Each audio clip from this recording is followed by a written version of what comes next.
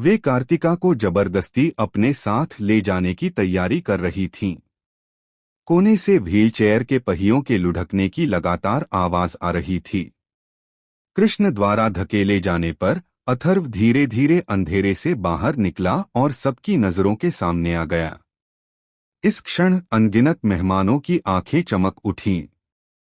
जिस दृश्य का वे लंबे समय से इंतजार कर रहे थे वह अंततः सामने आ रहा था। देखो, वो आ रहा है। लगता है अथर्व आखिरकार चैन से नहीं बैठ सका। देखने लायक एक बढ़िया शो है।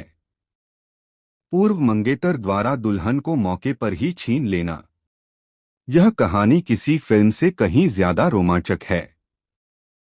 भले ही वह निकम्मा और अपाहिज हो, फिर भी मैं एक इंसान के तौर पर उसका सम्मान करता हूं क्योंकि उसने इस समय अलग दिखने का साहस दिखाया है। अभय सिंह ने अथर्व की आकृति को देखा। उनकी भौहें तुरंत गुस्से से तन गईं और उनकी आंखों में स्पष्ट धमकी झलक रही थी। क्या तुम भूल गए कि मैंने अभी क्या कहा था?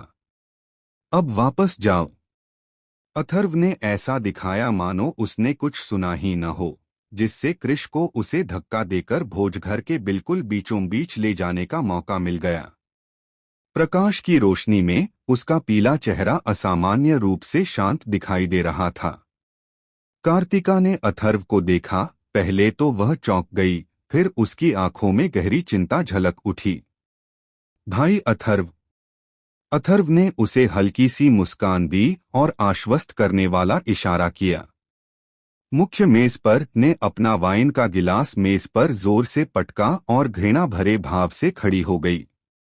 अथर्व, निकम्मे, क्या अब तुम अपने पिता की अवज्ञा करने की हिम्मत कर रहे हो?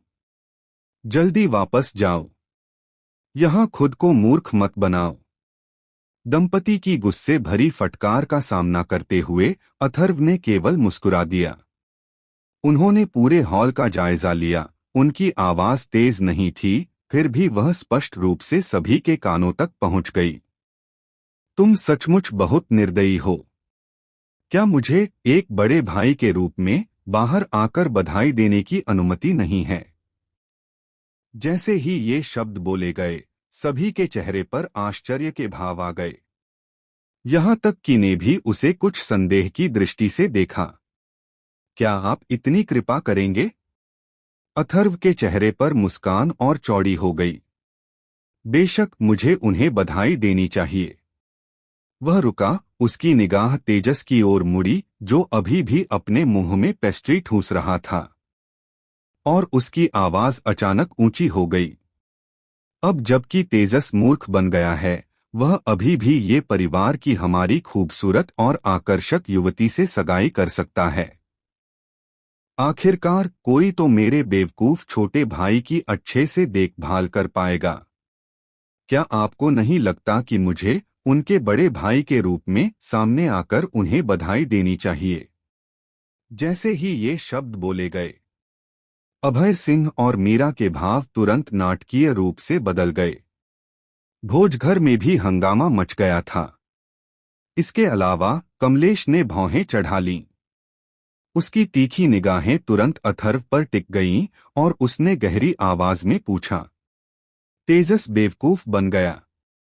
अथर्व, तुम्हारा इससे क्या मतलब है? कमलेश को देखते हुए अथर्व के चेहरे पर हल्की सी मुस्कान थी। चाचा जी, अगर आप तेजस की मौजूदा हालत पर गौर करें तो क्या सब कुछ स्पष्ट नहीं हो जाएगा? जैसे ही अथर्व के शब्द समाप्त हुए, भोज कक्ष में मौजूद अनगिनत निगाहें सर्चलाइट की तरह मुख्य मेज पर बैठे व्यक्ति पर केंद्रित हो गईं। तेजस, जो उस समय अपने मुंह में केक ठूंस रहा था, अचानक जम गया। उसने ऊपर देखा तो पाया कि हॉल में मौजूद हर कोई उसे घूर रहा है, और उसका चेहरा तुरंत घबरा गया। उसके मुंह में ठूंसा हुआ खाना उसे हास्यास्पद और दयनीय दोनों तरह का दिखा रहा था। अथर्व। उसने अपना वाइन ग्लास मेज पर जोर से पटका। अचानक खड़ी हो गई। उसकी तीखी आवाज ने संक्षिप्त सन्नाटे को भेद दिया। यहां बकवास मत करो। उसने अथर्व की ओर इशारा किया। उसकी आंखों में घृणा भरी हुई थी। राष्ट्रीय परीक्षा समाप्त करने के बाद युक्ति थोड़ी सुस्त सी है। मुझे लगता है कि आप कार्तिका की शादी तेजस से बर्दाश्त नहीं कर सकते और आप जानबूझकर परेशानी पैदा करने की कोशिश कर रहे हैं। कमलेश ने भी अथर्व की ओर देखा। उसका चेहरा गुस्से से लाल हो गया। अथर्व, मुझे पता है कि तुम और शेर बचपन से ही बहुत करीबी दोस्त हो। तुम्हारा अभी सामने आना, मैं इसे युवावस्था की आवेगशीलता मान सकता हूं और इसके लिए तुम्हें दोषी नहीं ठहराऊंगा। तुरंत वापस जाओ, नहीं तो मुझे किसी को तुम्हें बाहर निकालने के लिए कहना पड़ेगा। अथर्व ने अपना सिर हिलाया। उसकी निगाहें उससे आगे बढ़कर डांस फ्लोर के बीच में खड़ी आंसुओं से भीगी लड़की पर टिक गईं। चाचा जी, क्या आप वाकई शेर की शादी एक मूर्ख से करवाना चाहते हैं? इस तरह से कार्तिका का भविष्य सचमुच बर्बाद हो जाएगा। उन्होंने अपनी निगाहें हटाईं, धीरे धीरे अपनी व्हीलचेयर घुमाई और भोज में उपस्थित सभी मेहमानों की ओर मुड़ गए। मुझे लगता है कि आप में से कई लोगों को शायद यह नहीं पता होगा कि इस वर्ष की राष्ट्रीय परीक्षा के दौरान वास्तव में क्या हुआ था। किसी ने डॉन गिल्ड के साथ मिलकर राष्ट्रीय परीक्षा के दौरान हमला किया। उन्होंने लगभग विभिन्न प्रांतों के सबसे होनहार परीक्षार्थियों को डॉन गिल्ड द्वारा नष्ट होने दिया। और वह व्यक्ति जिसने डॉन गिल्ड के साथ मिलीभगत की। अथर्व की आवाज में ठहराव आया, लेकिन हर शब्द स्पष्ट और सुस्पष्ट था। वॉस तेजस? चुप रहो। वह गुस्से में थी, उसकी आवाज तीखी थी। यहां उसकी बदनामी मत करो। उसके बोलने से पहले ही कार्तिका अचानक बाहर भागी और अथर्व के सामने खड़ी हो गई। बिल्कुल सही। भाई अथर्व ने जो कुछ भी कहा वह सब सच है। लड़की की आवाज स्पष्ट थी, उसमें सिसकी की झलक थी, फिर भी वह असाधारण रूप से दृढ़ थी। मैंने इसे अपनी आंखों से देखा। यह तीव्र था। मैं इसे साबित कर सकता हूं। अथर्व ने एक और वाक्य जोड़ा। मुझे लगता है कि आप सभी को कुछ समय पहले यह खबर मिली होगी कि सैन्य विभाग ने सिंह परिवार के पास लोगों को भेजा और उनमें से काफी लोगों को अपने साथ ले गए। ये शब्द शांत झील में फेंके गए पत्थर के समान थे। भोजघर में तुरंत ही चर्चा का दौर शुरू हो गया। राष्ट्रीय परीक्षा के दौरान इतनी बड़ी घटना कैसे हो गई? हे भगवान! यह तो बहुत ही चौंकाने वाली अफवाह है। तो कुछ समय पहले सिंह परिवार की सैन्य विभाग द्वारा जांच किए जाने की अफवाहें सच थीं। मुझे लगा था कि वे सिर्फ अफवाहें थीं। किसने सोचा होगा कि जन्मदिन की दावत इतना बड़ा रहस्य उजागर कर सकती है? अभय सिंह का चेहरा पीला पड़ गया था। वह खड़ा हुआ, उसकी आवाज ठंडी थी।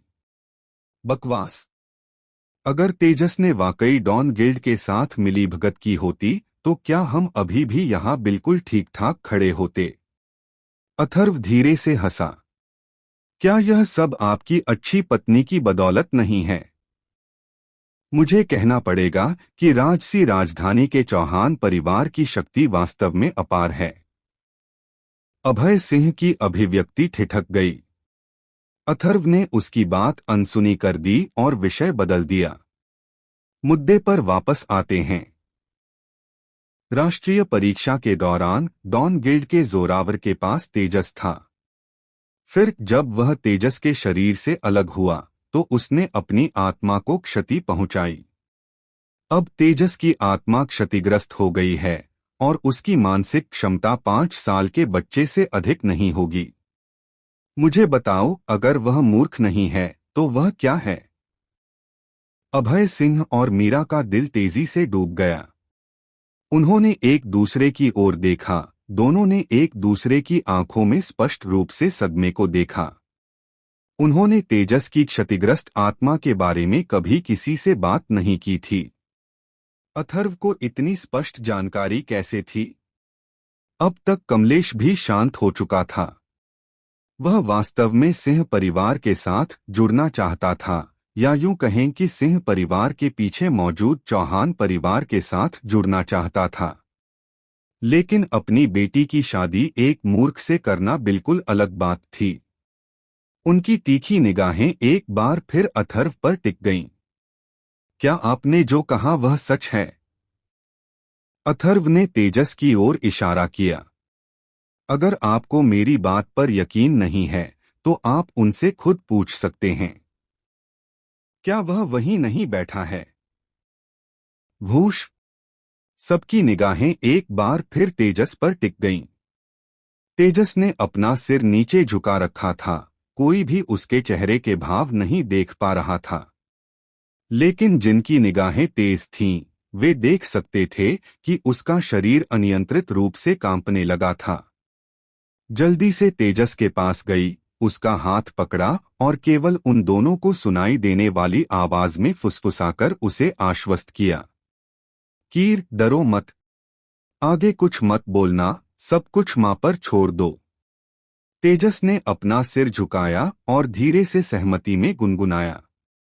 तभी खड़ी हुई, अपने कपड़े ठीक किए और अपना घमंडी रवैया फिर से अपना लिया। वह शांत स्वर में कमलेश के सामने से गुजरी। कुल प्रमुख ये, तेजस ने राष्ट्रीय परीक्षा के दौरान वाकई कुछ गलतियां की।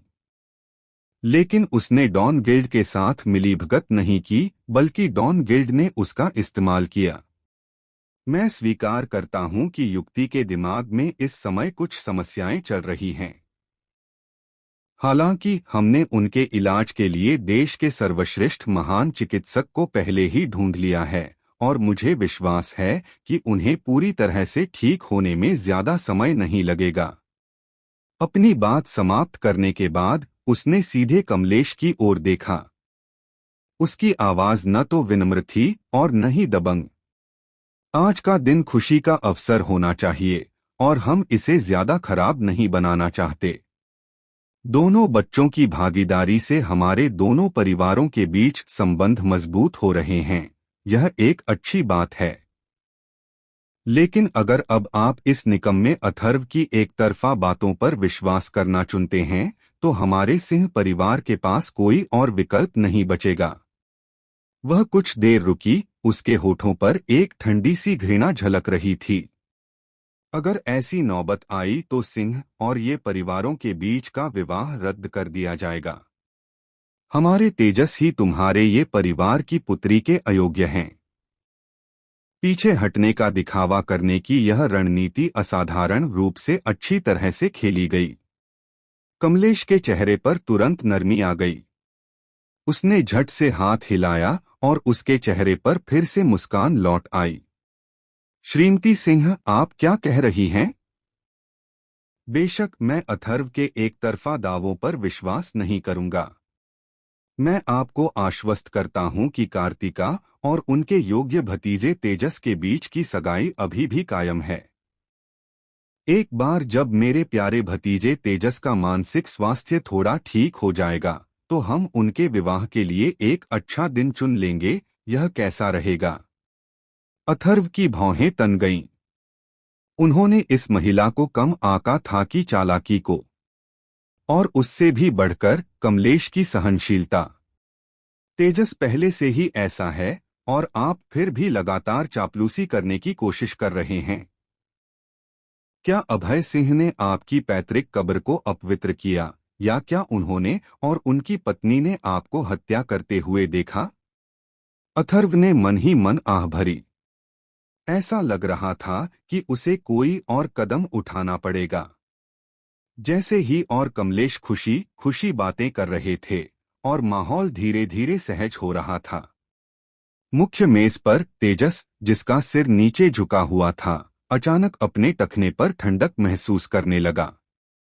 एक ठंडी रहस्यमयी ऊर्जा उसके पतलून के पैर में रेंगती हुई ऊपर चढ़ गई। उसने उत्सुकता से अपना सिर नीचे किया और मेज के नीचे देखा। महज एक नजर से ही उसके शरीर का सारा खून जमसा गया। उसके पैरों के नीचे की छाया में धीरे धीरे एक पीला सूजा हुआ मानव चेहरा उभर आया था। वह चेहरा सीधे उसकी ओर था, जिस पर एक बेहद परेशान करने वाली मुस्कान दिखाई दे रही थी।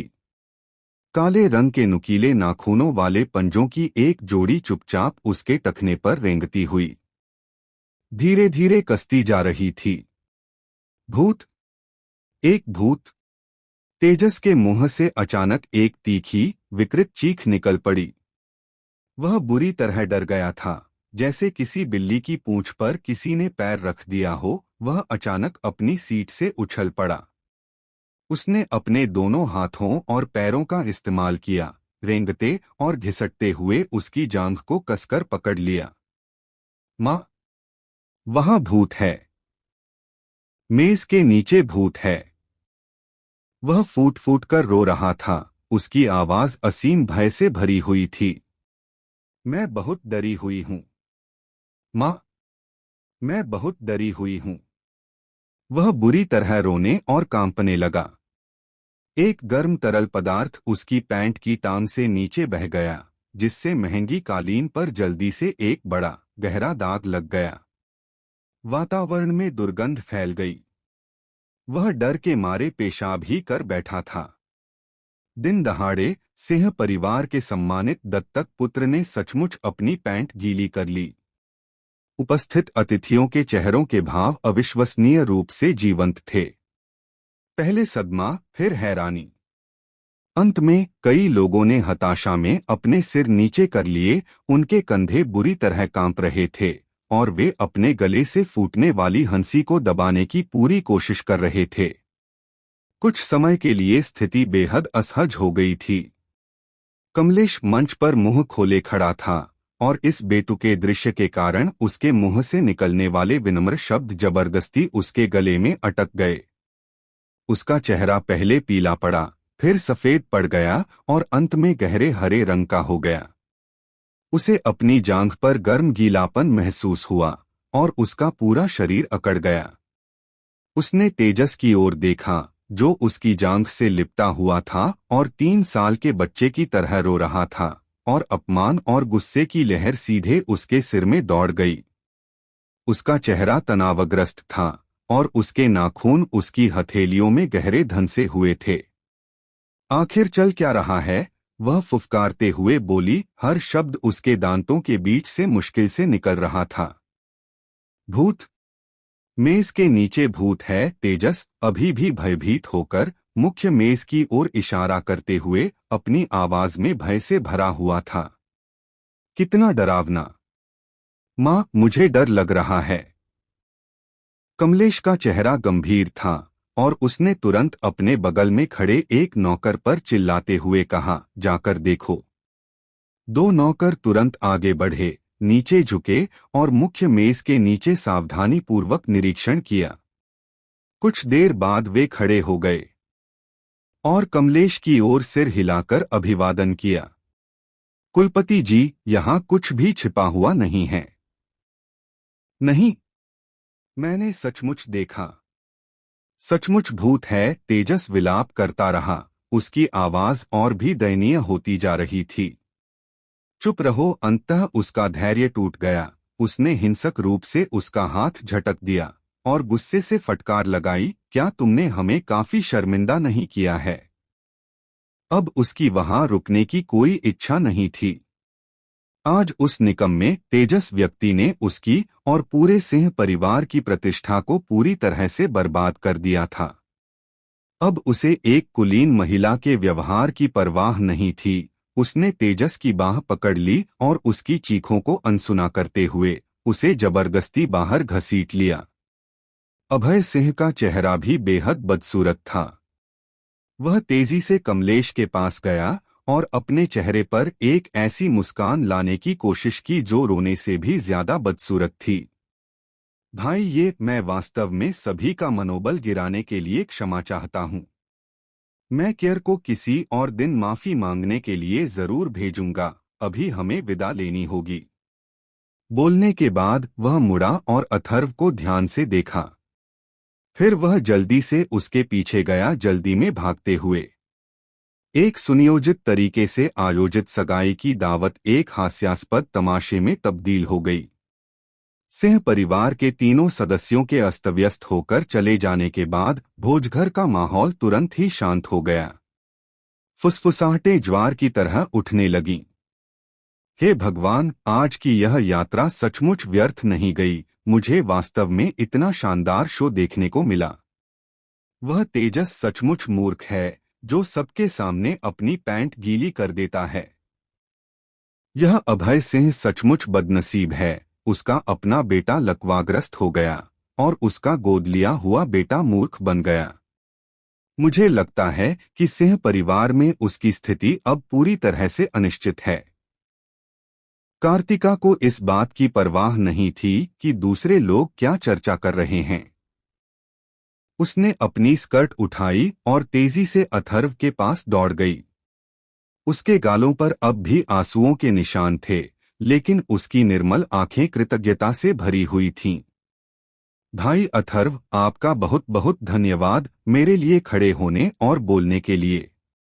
अथर्व ने उसकी ओर देखा। उसके चेहरे पर एक हल्की सी मुस्कान आ गई। मुझे धन्यवाद क्यों दे रहे हो? क्या मैं सचमुच तुम्हें किसी और से शादी करते हुए देख सकता हूं? कार्तिका का छोटा सा चेहरा तुरंत लाल हो गया। उसने अपना सिर नीचे झुकाया, अपनी स्कर्ट के किनारे से खेलने लगी। फिर एक पल बाद उसने ऊपर देखा। उसकी आंखों में जिज्ञासा की झलक थी। भाई अथर्व, आपको कैसे पता चला कि तेजस की आत्मा क्षतिग्रस्त हो गई थी? मुझे भी इसके बारे में पता नहीं था। अथर्व ने रहस्यमय ढंग से मुस्कुराया। हालांकि मैं हमेशा बगल के आंगन में ही रहता हूं, फिर भी मुझे काफी अच्छी जानकारी है। ऐसी बात मुझसे कैसे छिपाई जा सकती है? कार्तिका ने काफी देर तक अथर्व को टकटकी लगाकर देखा।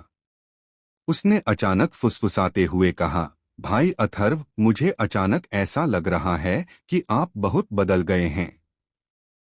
तुम दिन ब दिन और भी रहस्यमय होते जा रहे हो और ऐसा लगता है कि तुम और भी अधिक दुर्जेय भी होते जा रहे हो।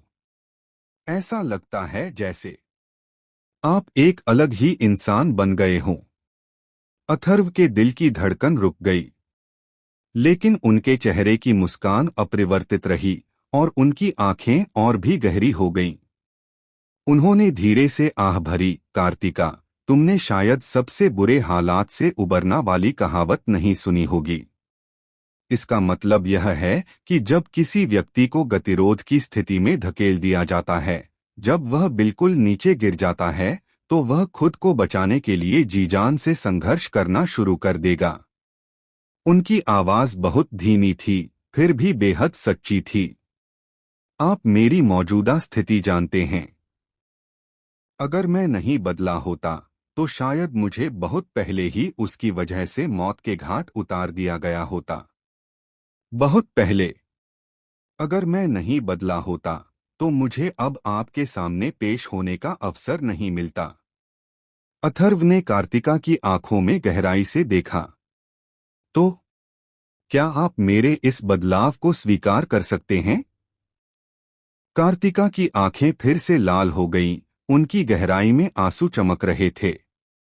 उसने बिना किसी झिझक के पूरी ताकत से सिर हिलाया। बिल्कुल, मैं इसे स्वीकार कर सकता हूं। मैं बस यही आशा करता हूं कि भाई अथर्व दिन ब दिन और बेहतर होते जाए। अथर्व ने हाथ बढ़ाकर धीरे से उसके सिर पर हाथ फेरा। उसकी आंखों में स्नेह भरा हुआ था। फिर कहने के लिए कुछ और नहीं बचता।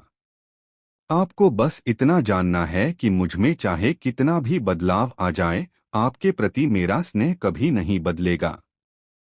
कार्तिका के गाल इतने लाल थे कि ऐसा लग रहा था जैसे उनमें से खून निकल आएगा।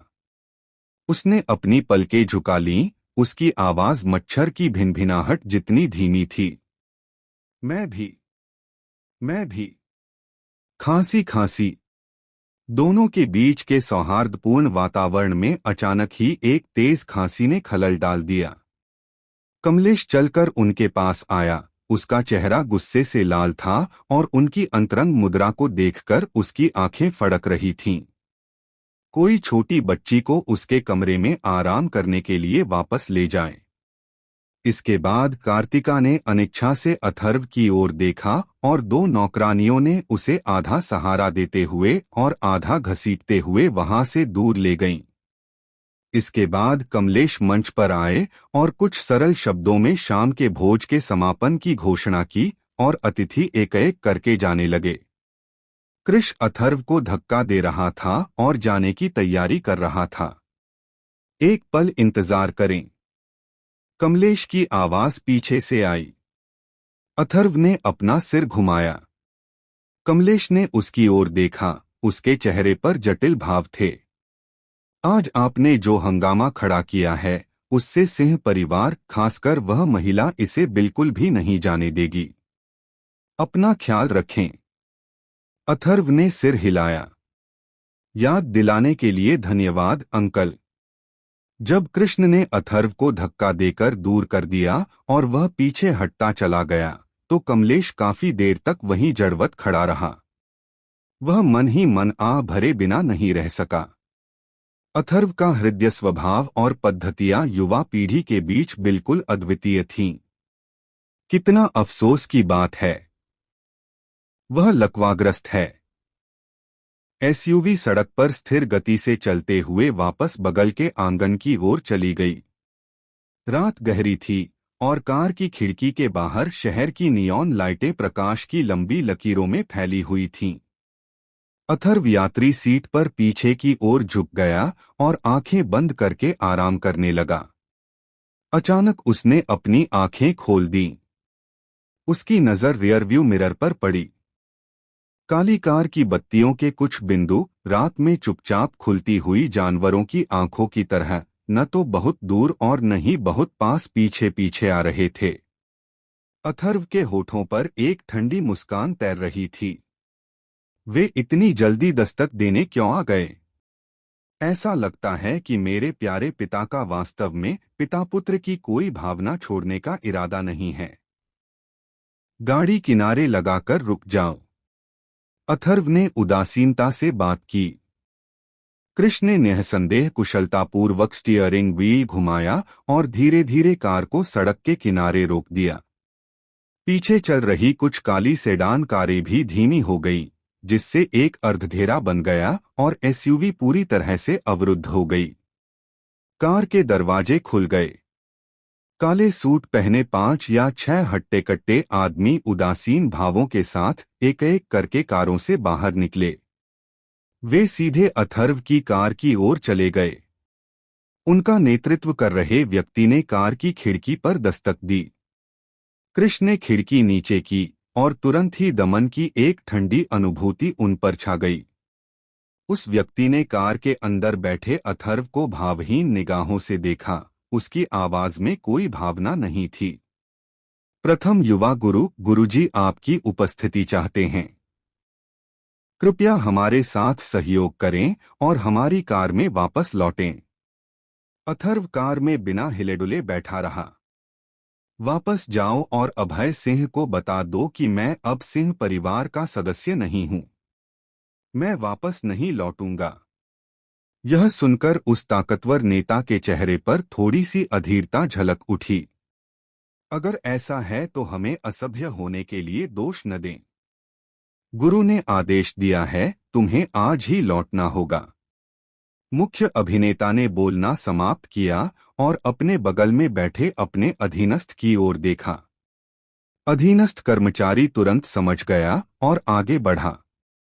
उसका चेहरा ठंडा था और उसने यात्री दरवाजा खोलने के लिए हाथ बढ़ाया, मानो वह अथर्व को जबरदस्ती अपने साथ ले जाने की तैयारी कर रहा हो। अथर्व की निगाहें ठंडी पड़ गईं। रात गहरी थी और सड़कों की बत्तियां मंद थीं। अथर्व के नीचे की छाया से अचानक, बिना किसी चेतावनी के, एक घोर काली छाया फैल गई। यह एक नुकीला पंजा था। यह पूरी तरह से काला था और ठंडी धातु जैसी चमक बिखेर रहा था। पफ! तेज पंजे ने अधीनस्थ के उस हाथ को, जो कार के दरवाजे तक पहुंचने की कोशिश कर रहा था, इतनी आसानी से काट दिया जैसे टोफू को काटा जाता है। इसे कलाई से साफ सुथरा काट दिया गया था। खून फव्वारे की तरह बह निकला। आह! एक तीखी चीख ने सन्नाटे भरे रात के आकाश को चीर दिया। अधीनस्थ कर्मचारी की आंखें चौड़ी हो गईं जब उसने अपनी खाली कलाई को देखा। उसका चेहरा अकथनीय भय से भर गया था। अंततः बाकी 5 लोगों ने प्रतिक्रिया दी। पीछे हटते समय उनके भावों में नाटकीय रूप से बदलाव आया और उन्होंने रक्षात्मक मुद्रा अपना ली। उन्होंने एसयूवी को भय से देखा, मानो वे किसी दुर्जय शत्रु का सामना कर रहे हों। अथर्व ने बिना किसी भाव के कार के बाहर खड़े लोगों के समूह को देखा। मुझे पता है कि आप सिर्फ आदेशों का पालन कर रहे हैं और मैं आपके लिए चीजें मुश्किल नहीं बनाना चाहता। वापस जाओ। मुख्य अभिनेता की आंखों में आशंका साफ झलक रही थी। वह अथर्व के नीचे की छाया को ध्यान से देख रहा था। उसका दिल तेजी से धड़क रहा था। उसने यह बिल्कुल नहीं देखा था कि वह क्या था। उसने केवल एक काली छाया को चमकते हुए देखा और उसके अधीनस्थ का हाथ गायब हो गया। सिंह परिवार के इस सबसे बड़े युवा मुखिया, जिसे परिवार से निकाल दिया गया था, वास्तव में अपने साथ एक ऐसी भयावह शक्ति को छिपाए हुए था। उसने कोई भी जल्दबाजी वाला कदम उठाने की हिम्मत नहीं की। उसने जल्दी से झुककर कार में बैठे अथर्व को आदरपूर्वक सिर हिलाकर अभिवादन किया। मुझे खेद है, युवा स्वामी। धन्यवाद, युवा स्वामी, हमारी जान बचाने के लिए। बोलने के बाद उसने तुरंत दूसरों को इशारा किया। कटे हुए हाथ वाले अपने साथी को उठने में मदद की और जल्दी से कार में बैठ गया। तीनों सेडान कारें जल्दबाजी में मुड़ी और दयनीय हालत में रात के अंधेरे में गायब हो गईं। अथर्व ने उस दिशा में देखा जिधर से वे गए थे। उसकी निगाहें गहरी थीं। उसने उन्हें इसलिए नहीं मारा क्योंकि वह सिंह परिवार से पूरी तरह से नाता तोड़ना नहीं चाहता था और नहीं तोड़ सकता था। आखिरकार उसके क्लोन का रैंक अभी भी बहुत कम था। जैसे ही यह छोटा सा विराम समाप्त हुआ, कृष्ण ने कार को फिर से स्टार्ट किया और यातायात प्रवाह में शामिल हो गया। वाहन तेजी से हलचल भरे शहरी क्षेत्र को छोड़कर उपनगरों की ओर जाने वाली सड़क के एक सुनसान हिस्से में प्रवेश कर गया। सड़क के दोनों ओर घने जंगल थे। अथर्व ने अचानक भौहें चढ़ा लीं। उन्हें इस बात का तीव्र एहसास हुआ कि सड़क के दोनों ओर के जंगलों में कई आकृतियां तेज गति से आगे बढ़ रही थीं। घने पेड़ों के बीच से गुजरते समय भी उनकी गति एसयूवी की गति से कम नहीं थी। क्या कोई और समूह है? क्या अभय सिंह उसे आज ही वापस लाने के लिए दृढ़ संकल्पित हैं? जब वह सोच विचार कर रहा था, तभी अचानक एक बदलाव आ गया। बूम! आगे की डामर की सड़क अचानक बिना किसी चेतावनी के ऊपर की ओर उभर गई। धूल उड़ने लगी और कंकड़ बिखर गए। सड़क के बीचों बीच एक मोटी मिट्टी की दीवार अचानक जमीन से खड़ी हो गई। कृष्ण ने बेहद तेजी से प्रतिक्रिया करते हुए ब्रेक लगा दिए। सड़क पर टायरों के रगड़ने की चीखती हुई आवाज गूंज उठी। लेकिन मामला बहुत करीब था, तब तक बहुत देर हो चुकी थी। टकराना! पूरी कार जोरदार तरीके से मिट्टी की दीवार से टकरा गई। भीषण टक्कर के कारण अथर्व का शरीर आगे की ओर उछल गया, लेकिन सीट बेल्ट ने उसे वापस खींच लिया। सौभाग्य से यह विशेष रूप से निर्मित एसयूवी काफी मजबूत थी। कार का ढांचा केवल थोड़ा सा विकृत हुआ और टूटा नहीं। लेकिन इससे पहले कि वह सांस ले पाता, आकाश से एक तीखी सरसराहट की आवाज आई। अथर्व ने ऊपर देखा और कार की खिड़की से उसने मुट्ठी के आकार के दर्जनों आग के गोले देखे, जो लंबी लंबी आग की पूंछें छोड़ते हुए उल्कापिंडों की बौछार की तरह नीचे उतर रहे थे। Boom boom boom! घने विस्फोट एक निरंतर गर्जना में विलीन हो गए। आग के गोले एक के बाद एक एसयूवी की छत और बोनट से टकराते रहे। प्रत्येक विस्फोट के कारण पूरी कार का ढांचा बुरी तरह से हिल जाता था। यहाँ तक कि यह विशेष वाहन, जो विचित्र जीवों के हमलों का सामना करने में सक्षम था, भी इस तरह की हिंसक जादुई बमबारी को सहन नहीं कर सका। कार की खिड़कियों पर मकड़ी के जाले जैसी दरारें पड़ गई थीं, और कार का कवच पिघलने और विकृत होने लगा था। कुछ ही समय में बूम! एक जोरदार धमाके के साथ पूरी कार एक विशाल आग के गोले में बदल गई और उसमें भीषण विस्फोट हुआ। भयानक भूकंपीय तरंग ने आसपास के पेड़ों को बीच से तोड़ दिया। ऊंचा ऊपर काले रंग का टाइट फिटिंग सूट पहने एक व्यक्ति चुपचाप हवा में तैर रहा था। उसने नीचे भयंकर रूप से जलती हुई लपटों को देखा। उसके चेहरे पर कोई भाव नहीं था। उसने अपना हाथ उठाया, कम्युनिकेटर को अपने कान से लगाया और ठंडी आवाज में आदेश दिया, फर्स्ट स्क्वाड, जाकर पुष्टि करो कि लक्ष्य मारा गया है या नहीं। मिशन पूरा हुआ, हम वापस लौट रहे हैं। संचारकर्ता की ओर से तुरंत संक्षिप्त उत्तर आया, प्राप्त हुआ। घने जंगल में 3 आकृतियां चुपचाप बाहर निकलीं और तेजी से क्षतिग्रस्त एसयूवी की ओर बढ़ने लगीं। उनकी हरकतें फुर्तीली थीं और उनका तालमेल बेजोड़ था, जो स्पष्ट रूप से दर्शाता है कि वे अच्छी तरह से प्रशिक्षित हत्यारे थे। हालांकि उन्होंने इस बात पर ध्यान नहीं दिया। जैसे ही वे आग की लपटों के पास पहुंचे, जमीन पर मौजूद परछाइयां असामान्य रूप से मुड़ने और छटपटाने लगीं। एक आकृति धीरे धीरे अंधेरे से उठी। यह आस्था थी, जिसने अंधकारमय रात्रि दानव स्वामी के रूप में अवतार लिया था। रात का समय उसका क्षेत्र था। अपनी रात्रि दानव अवस्था में उसके सभी गुण पूरे 5 गुना बढ़ गए। कौन? 3 सदस्यीय दल के कप्तान ने सबसे पहले इस असामान्य स्थिति को देखा और तेजी से अपना सिर घुमाया। उसे केवल एक धुंधली काली छाया दिखाई दी, जो भूत की तरह तेजी से गुजर गई। पफ! उसके बगल में खड़े उसके एक साथी खिलाड़ी के गले पर खून की एक पतली लंबी लकीर दिखाई दी। उसके साथी खिलाड़ी ने अपनी गर्दन पकड़ ली। उसकी आंखों में भय और भ्रम भरा हुआ था और वह सीधे नीचे गिर पड़ा। दुश्मन का हमला! कप्तान दहाड़ा और दूसरा साथी तुरंत मुड़ गया। उसके हाथ में मौजूद खंजर ठंडी रोशनी से चमक रहा था, लेकिन बहुत देर हो चुकी थी। आस्था की आकृति मानो टेलीपोर्ट होकर उसके पीछे प्रकट हुई हो। घोर अंधेरे राक्षसी पंजे ने आसानी से उसके दिल को भेद दिया। बचे हुए कप्तान की पुतलियां अचानक सिकुड़ गईं।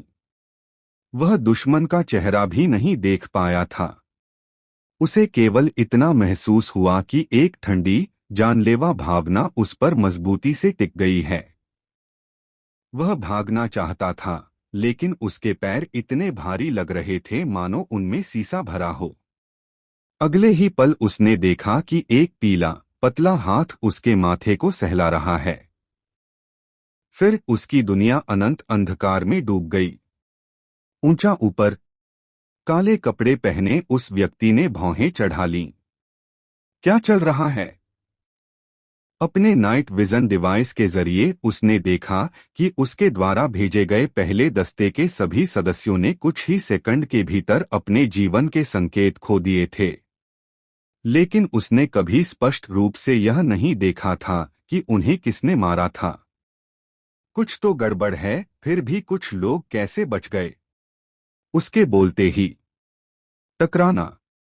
एक जोरदार धमाके के साथ एसयूवी का दरवाजा, जो पूरी तरह से कंकाल में तब्दील हो चुका था, उसे अंदर से बाहर की ओर अत्यधिक बलपूर्वक लात मारकर खोला गया।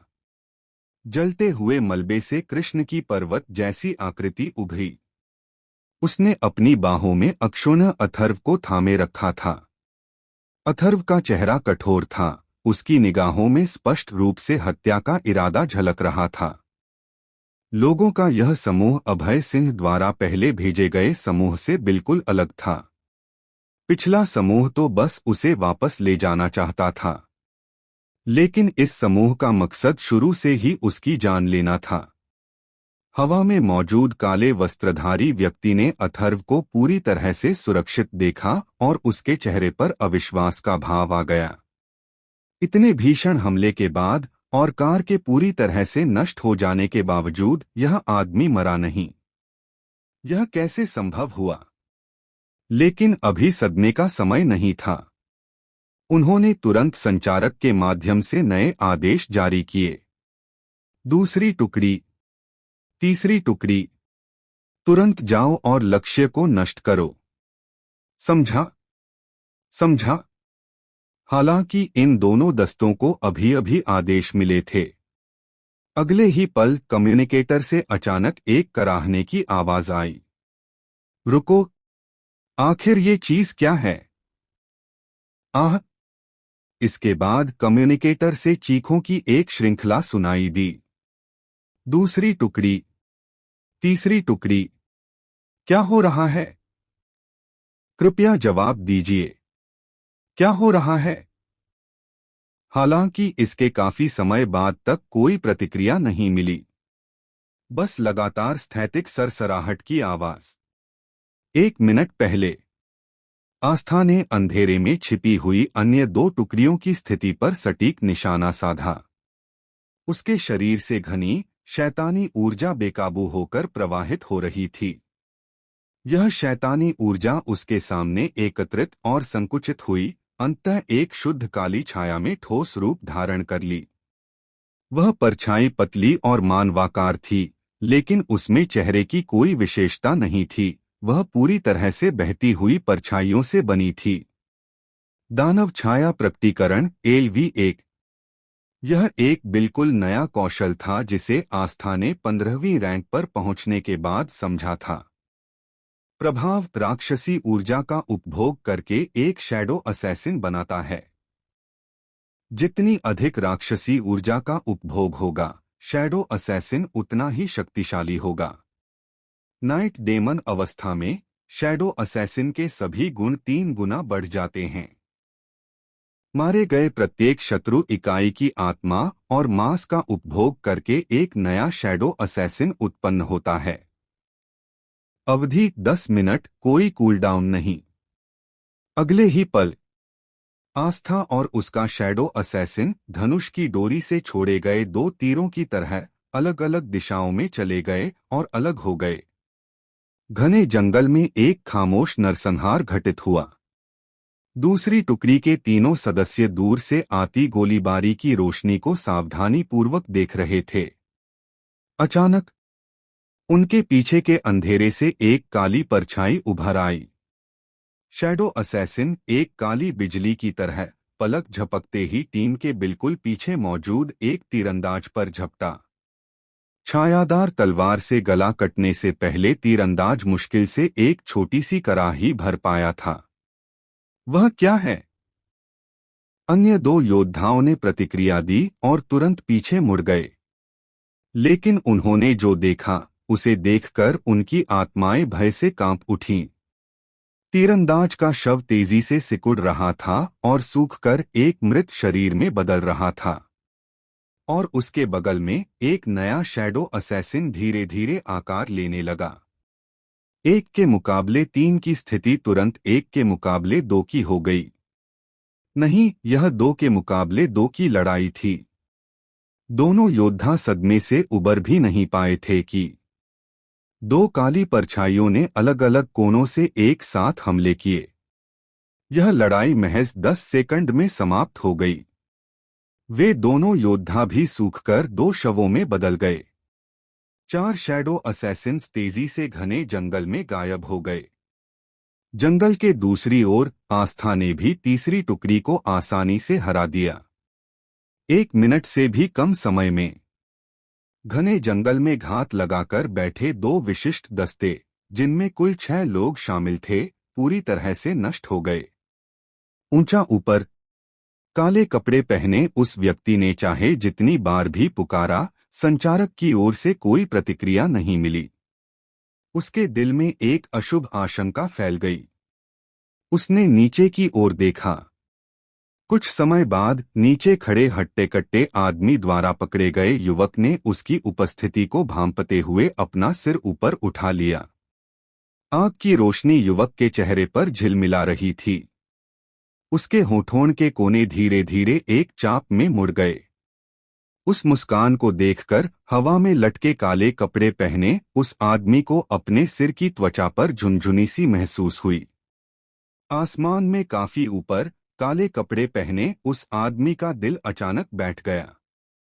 अचानक ही एक ठंडी लहर की तरह उसे तीव्र संकट का एहसास हुआ। कम्युनिकेटर में छाई सन्नाटे ने पहले ही एकमात्र जवाब दे दिया था। घने जंगल में घात लगाकर हमला की गई दोनों विशिष्ट टीमें 1 मिनट से भी कम समय में पूरी तरह से नष्ट हो गईं। यह मिशन पूरी तरह विफल हो गया था। उसने अब जरा भी संकोच नहीं किया। अचानक मुड़ गया। उसकी जादुई शक्ति बेतहाशा बढ़ गई और वह जलते हुए अग्नि पंखों की एक जोड़ी में परिवर्तित हो गया और तेजी से रात के आकाश की गहराई में भागने के लिए तैयार था। लेकिन जैसे ही वह मुड़ा, रात के अंधेरे से भी गहरी एक छाया ने किसी अज्ञात समय पर चुपचाप उसके सिर को घेर लिया था। छोड़ना चाहते हैं? एक ठंडी और उपहास भरी आवाज सीधे उसकी आत्मा की गहराई से गूंजती हुई प्रतीत हुई। काले कपड़े पहने उस आदमी ने खौफ से ऊपर देखा। उसने देखा कि एक दुबली तली आकृति परछाई से निकलकर ऊपर से उसे नीचे देख रही थी। उसके पीले चेहरे पर एक चंचल मुस्कान थी, जैसे कोई बिल्ली चूहे के साथ खेल रही हो।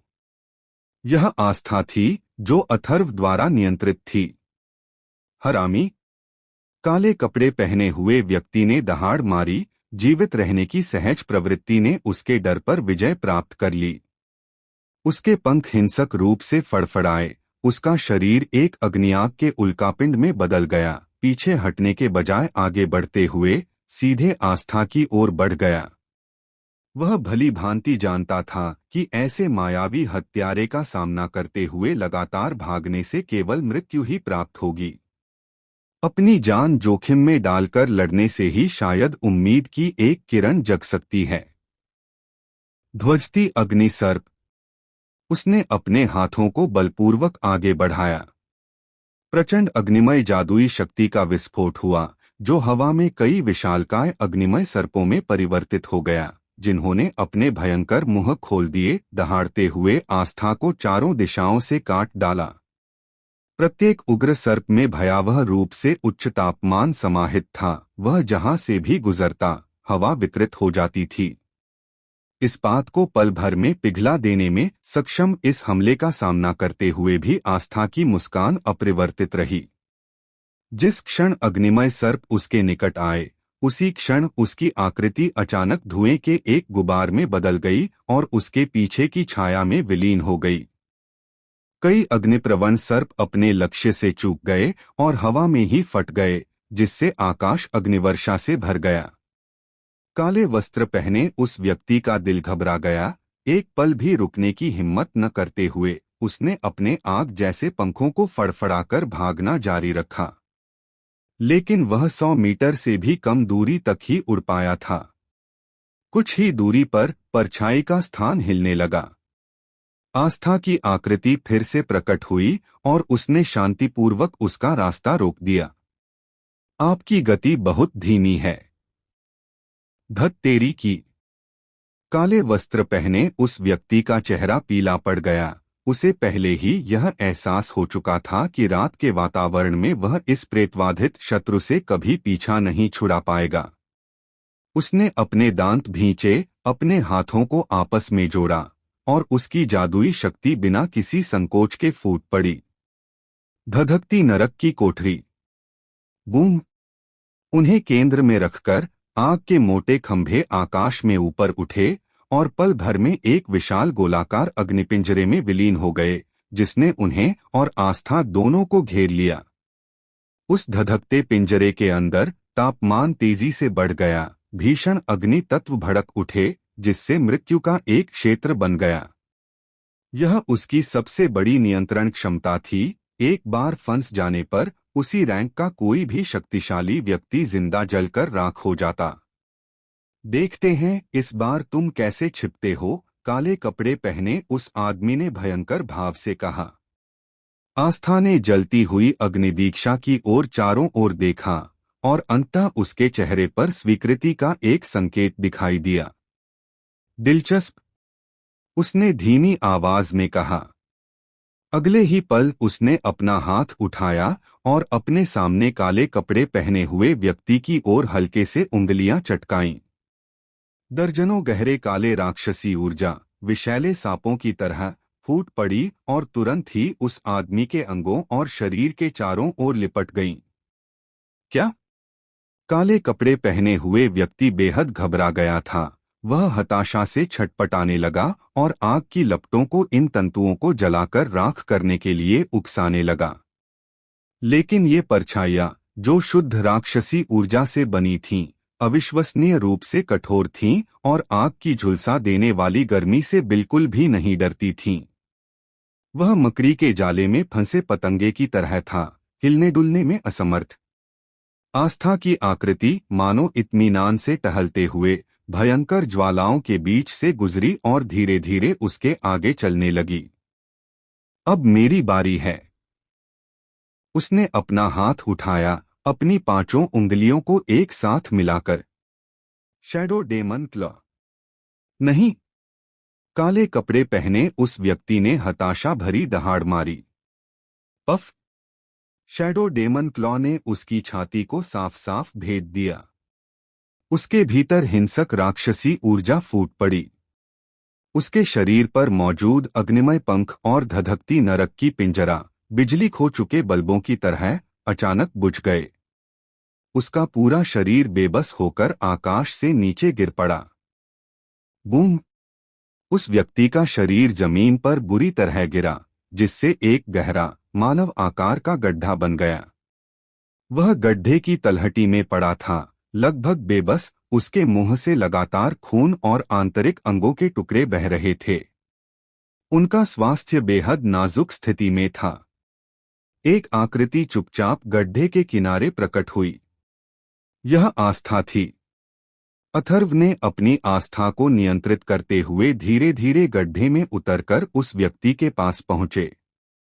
उसने ऊपर से दूसरे पक्ष की ओर देखा। उसकी आवाज ठंडी थी, उसमें कोई भावना नहीं थी। तुम्हें किसने भेजा?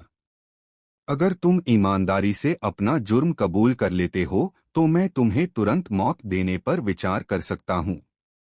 वह आदमी अपना सिर उठाने के लिए संघर्ष कर रहा था, अपने सामने मौजूद पीले और सुंदर चेहरे को देख रहा था और एक कर्कश हंसी हंस रहा था। उसके मुंह से लगातार खून बह रहा था। खांसी! मुझे उम्मीद नहीं थी कि अथर्व के साथ वास्तव में आपके जैसा मजबूत व्यक्ति होगा। ऐसा लगता है कि हमने अभी भी उसे कम आंका। अथर्व की भौहें तन गईं। उसने एक कदम आगे बढ़ाया और प्रतिद्वंद्वी के पहले से ही मुड़े हुए और विकृत हाथ पर पैर से वार किया।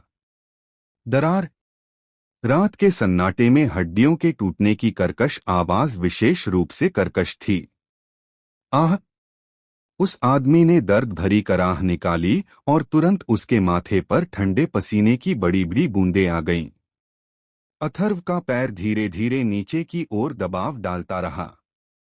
उसकी आवाज उसके पैर की हरकत से भी ज्यादा ठंडी थी। गलत उत्तर। मैं यह जवाब नहीं सुनना चाहता। मैं फिर से पूछता हूं, आपको किसने भेजा था? क्या यह सिंह परिवार है या चौहान परिवार? इस अमानवीय यातना को सहते हुए उस व्यक्ति ने कोई आवाज नहीं निकाली। वह बस जमीन पर लेटा रहा, दर्द और दुर्भावना से भरे भावों के साथ अथर्व को टकटकी लगाकर देखता रहा। अचानक उसने एक दुख भरी मुस्कान दी। उसकी धुंधली होती आंखों में एक हताश पागलपन झलक रहा था। उसने अपना मुंह खोला, जिससे उसके एकदम सफेद दांत दिखाई दिए। अथर्व के मन में खतरे की घंटी जोर से बजने लगी। अच्छा नहीं है। अगले ही पल उस आदमी का शरीर एक गुब्बारे की तरह जो अपनी सीमा तक फुलाया गया हो, अचानक फूल गया। उसके शरीर में पड़ी दरारों से आग की तेज लपटें फूट पड़ी। उसके भीतर एक विनाशकारी और हिंसक ऊर्जा उग्र रूप से पनप रही थी। आत्मविनाश। यह आदमी सचमुच एक मृत्यु योद्धा था। अथर्व ने एक पल भी संकोच नहीं किया। प्रतिद्वंद्वी का शरीर फटने से ठीक पहले उसने तुरंत आस्था को नियंत्रित किया और उसकी आकृति पल भर में जमीन पर फैली छाया में विलीन हो गई। गड़गड़ाहट। अचानक एक कान फाड़ देने वाली गर्जना गूंज उठी। आकाश में एक विशाल मशरूम के आकार के बादल जैसी आग का गोला उठा, जिसने अपने आसपास के 100 मीटर के क्षेत्र को दिन के उजाले की तरह रोशन कर दिया। भयंकर झटके और झुलसा देने वाली ची तरंगों का मिश्रण हर दिशा में तेजी से फैल गया। धरती बुरी तरह कांप उठी, अनगिनत पेड़ जड़ से उखड़ गए और कोयले में बदल गए। उसके स्थान पर 20 मीटर से अधिक व्यास का एक भयानक विशाल गड्ढा ही बचा था।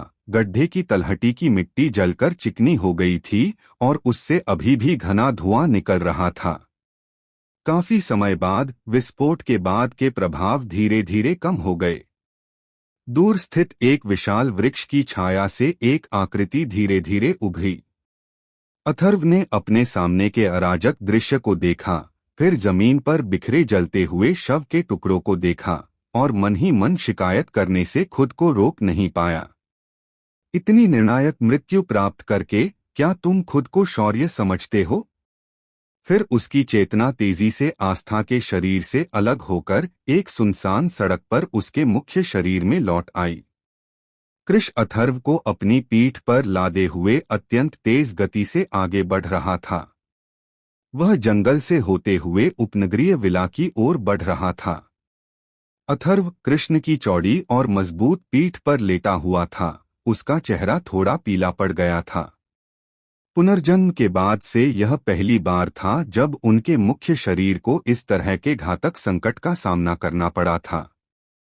अगर कृष्ण ने उसकी रक्षा करने की शपथ न ली होती और उसके लिए सारा नुकसान न उठाया होता तो शायद अब तक वह एक जली हुई लाश बन चुका होता। कुछ ही देर में विला नजर आने लगा। बटलर मोहन के सुरक्षित होने की पुष्टि करने के बाद अथर्व ने आखिरकार राहत की सांस ली। वह अपनी नई व्हीलचेयर में बैठा था। उसे पहले का रोमांचक दृश्य याद आ रहा था और उसका दिमाग तेजी से सोचने लगा। ये हत्यारे अच्छी तरह से प्रशिक्षित थे, एक साथ मिलकर निर्बाध रूप से काम करते थे और यहाँ तक कि उनमें ऐसे योद्धा भी थे जो आत्मविनाश के लिए तैयार थे। ऐसा नहीं लग रहा था कि अभय सिंह इस तरह की ताकत जुटा सकते थे। तब तो जवाब पहले से ही स्पष्ट था। यह चौहान परिवार था। यह चौहान परिवार था जो शाही राजधानी में बहुत दूर स्थित था, फिर भी उसका प्रभाव व्यापक था।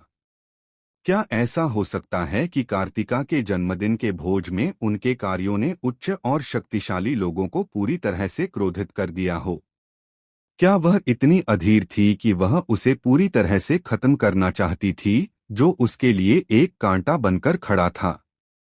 ऐसा प्रतीत होता है कि चौहान परिवार की कुछ सेनाएं पहले ही गुप्त रूप से पूर्वी सागर शहर में घुसपैठ कर चुकी थीं। अथर्व की उंगलियां अनजाने में व्हीलचेयर के आर्मरेस्ट पर थपथपाने लगीं। अब किसी की नजर उस पर थी। यह विला अब सुरक्षित नहीं था। उसे एक सुरक्षित जगह ढूंढनी थी। पलक झपकते ही अगला दिन आ गया। एक खबर ने तुरंत ही ईस्ट सी सिटी के सभी प्रमुख परिवारों को झकझोर दिया। अथर्व, जो कल ही ये परिवार की छोटी बच्ची के जन्मदिन के भोज में शामिल हुए थे, विला लौटते समय अज्ञात व्यक्तियों ने उन पर हमला कर दिया। घटनास्थल पर केवल कार का मलबा ही बचा था, जो उड़कर धातु के टुकड़ों में बदल गया था। अथर्व का कहीं पता नहीं चल रहा था। बटलर मोहन ने आगे बढ़कर शहर के बाहरी इलाके में स्थित सार्वजनिक कब्रिस्तान में अथर्व के लिए एक स्मारक बनवाया। उन्हें सिंह परिवार के विशेष समाधि स्थल में दफनाया नहीं गया था। इसके बजाय उन्हें चुपचाप उनकी मां की समाधि के बगल में दफना दिया गया। जब कार्तिका को यह खबर मिली तो वह पूरी तरह से स्तब्ध रह गई। अपने परिवार की आपत्तियों को नजरअंदाज करते हुए वह पागलों की तरह घर से बाहर निकली और उपनगरीय कब्रिस्तान की ओर गाड़ी चलाकर चली गई। जब उसने ठंडी समाधि देखी तो उसकी आंखों में अविश्वास के भाव भर गए। समाधि पर अथर्व की एक तस्वीर लगी हुई थी। वह युवक व्हीलचेयर पर बैठा था। उसके चेहरे पर हल्की सी मुस्कान थी और उसकी आंखें सौम्य थीं। लेकिन कार्तिका की आंखों में वह चेहरा तुरंत धुंधला हो गया। नहीं, यह सच नहीं है। वह खुद से कुछ बुदबुदाई, आगे बढ़ी, अपना हाथ बढ़ाया, तस्वीर को छूना चाहती थी। उसकी उंगलियों को पत्थर की शिला का ठंडा स्पर्श महसूस हुआ। भाई अथर्व! एक शोकपूर्ण चीख, हृदय विदारक। वह युवती अब खड़ी नहीं रह सकी। उसका शरीर समाधि के पत्थर के सामने गिर पड़ा। उसके हाथ ठंडे पत्थर की शिला को कसकर पकड़े हुए थे, मानो वह स्वयं को उसमें विलीन कर लेना चाहती हो। ऐसा कैसे हो सकता है? ऐसा क्यों हुआ? वह तब तक रोती रही जब तक उसकी आवाज बैठ नहीं गई। आंसू लगातार बहते रहे और उसके कपड़ों का अगला हिस्सा जल्दी से भीग गया। वह समाधि के पत्थर के सामने घुटने टेक कर बैठ गई और बार बार उस नाम को पुकारती रही जो अब उसे कभी जवाब नहीं देगा। सुबह से शाम तक। अंत में वह तब तक रोती रही जब तक कि वह बेहोश नहीं हो गई, जिसके बाद तुरंत पहुंचे ये परिवार के सदस्यों ने उसे प्यार से उठाकर अपने साथ ले गए। वापस ये परिवार के घर पर कार्तिका के जागने के बाद उसने कुछ नहीं कहा। उसने खुद को अपने कमरे में बंद कर लिया, न कुछ खाया और न कुछ पिया। दरवाजे के बाहर खड़े कमलेश ने चाहे जितनी भी मिन्नतें की या भीख मांगी, उसने कोई जवाब नहीं दिया। यह सिलसिला पूरे 3 दिन तक चला। चौथे दिन की सुबह दरवाजा चरमराते हुए खुला। जब कमलेश ने अपनी बेटी को कमरे से बाहर आते देखा तो उसका दिल बैठ गया। उसके सामने खड़ी युवती ने अपने कमर तक लंबे बाल कटवा लिए थे और अब उसके बाल छोटे और करीने से कटे हुए थे। कभी निर्मल और जीवंत दिखने वाली उसकी आंखें अब एक स्थिर तालाब की तरह थीं, जिनमें कोई चमक नहीं थी। अंत में केवल एक भयावह उदासीनता ही शेष रह गई। और सुन्नपन। कार्तिका! कमलेश की आवाज कर्कश थी। कार्तिका ने उसकी ओर नहीं देखा बल्कि शांत भाव से बोली, मुझे भूख लगी है। उस दिन से कार्तिका बिल्कुल बदली हुई सी लगने लगी। वह अब नखरे नहीं करती थी, न ही हंसती थी। उसने अपना सारा समय डंजन लेवलिंग में लगा दिया। उसके हृदय में प्रतिशोध नामक एक बीज चुपचाप जड़ पकड़ चुका था और तेजी से बढ़ने लगा था। अथर्व के स्मारक के सामने कार्तिका के जाने के बाद अगली दोपहर एक और आगंतुक आया। काले रंग का ट्रेंच कोट पहने अभय सिंह अकेले और चुपचाप समाधि के सामने प्रकट हुए। उसने समाधि पर बने परिचित मुस्कुराते चेहरे को देखा, जिसके चेहरे पर कोई भाव नहीं थे। न तो खुशी और न ही दुख का कोई आभास था। उसके भीतर की उथल-पुथल को केवल उसकी मुट्ठियां ही बंधी हुई, कभी बंधी हुई और कभी ढीली होती हुई, उसके बगल में ही बंधी हुई थीं। वह वहां चुपचाप खड़ा रहा और काफी देर तक उस तस्वीर को देखता रहा। हवा का एक झोंका आया और कुछ गिरे हुए पत्तों को उड़ा ले गया। अभय सिंह अंततः चले गए। उसने अपना हाथ उठाया और बड़े ही कोमल भाव से समाधि पर जमी धूल को झाड़ दिया। उसकी हरकतें बहुत ही सौम्य थीं। एक लगभग अनसुनी सी आह हवा में घुल गई। नासमझ बच्चा। उनकी आवाज कर्कश और सूखी थी। मैंने स्पष्ट रूप से आपको वापस लाने के लिए लोगों को भेजा था। तुम मेरे साथ आने को तैयार क्यों नहीं थे? किसी ने उसे जवाब नहीं दिया। कब्रिस्तान में हवा की सुनसान आवाज ही उसे सुनाई दी। जब तक आकाश में अंधेरा छा गया और रात प्रकाश की अंतिम किरण को भी निगलने वाली थी। अभय सिंह धीरे धीरे मुड़े, उनके भारी कदम उन्हें वहां से दूर ले गए। सिंह परिवार का पुराना निवास स्थान। घर के पीछे बने मंडप में रोशनी तेज थी। सिंह परिवार के बुजुर्ग मुखिया किशोर एक पत्थर की मेज पर बैठे हुए आराम से एक कप नई चाय की चुस्की ले रहे थे। यह उनकी कई वर्षों से चली आ रही आदत थी। रात के खाने के बाद उन्हें हमेशा कुछ देर अकेले यहाँ बैठना और शांति के क्षणों का आनंद लेना अच्छा लगता था। पास आते कदमों की आहट ने सन्नाटा तोड़ दिया। अभय सिंह भावहीन होकर अंदर आए और मंडप के बाहर रुक गए। कुछ गड़बड़ है क्या? किशोर ने अपना सिर तक नहीं उठाया, धीरे से चाय की एक घूंट ली और उदासीनता से पूछा।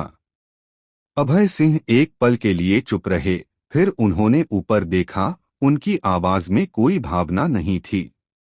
अथर्व मर गया है, किशोर ने धीरे से खम्म कहा। मुझे पता है। अभय सिंह की निगाहें सीधे अपने पिता पर टिकी थीं।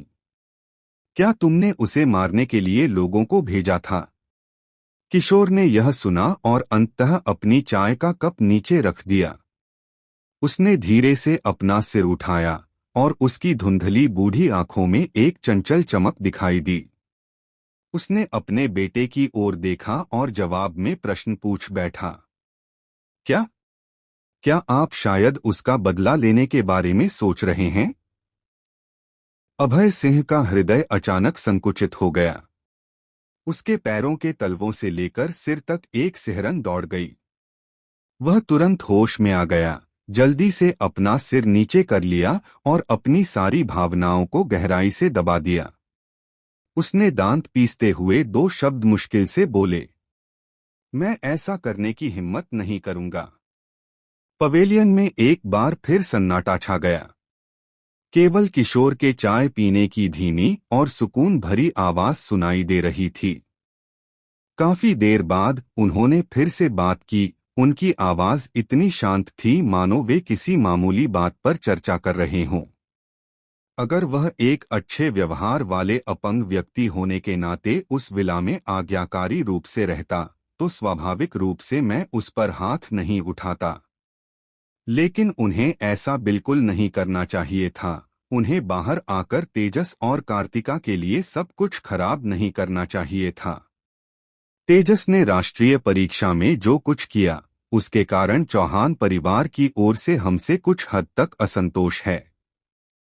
मैं निश्चित रूप से नहीं चाहता कि कोई और अथर्व प्रकट हो और चौहान परिवार के साथ हमारे संबंधों को नुकसान पहुंचाना जारी रखे। किशोर रुका, अपनी चाय का कप उठाया और तैरती हुई चाय की पत्तियों पर धीरे से फूंक मारी। उन्होंने धीमी आवाज में कहा, उसकी मां अच्छी नहीं थी। वह तो और भी कम। क्या तुम समझ रहे हो? अभय सिंह का सिर और भी नीचे झुक गया। उसने अपनी मुट्ठियां भींच लीं, उसके नाखून उसकी हथेलियों में गहरे धंस गए, फिर भी उसे कोई दर्द महसूस नहीं हुआ। मैं समझता हूं। हाँ हाँ, किशोर अचानक मुस्कुराया। उन्होंने चाय का कप नीचे रखा, अपने बेटे की ओर देखा और उनके चेहरे पर एक अर्थपूर्ण भाव प्रकट हुआ। हालांकि अब मैंने अपना मन बदल लिया है। आखिरकार अथर्व मेरा अपना पोता है, अंततः मैं उसके प्रति बहुत निर्दयी नहीं हो सकता। अभय सिंह ने यह सुना और मन ही मन एक मौन उपहास व्यक्त किया।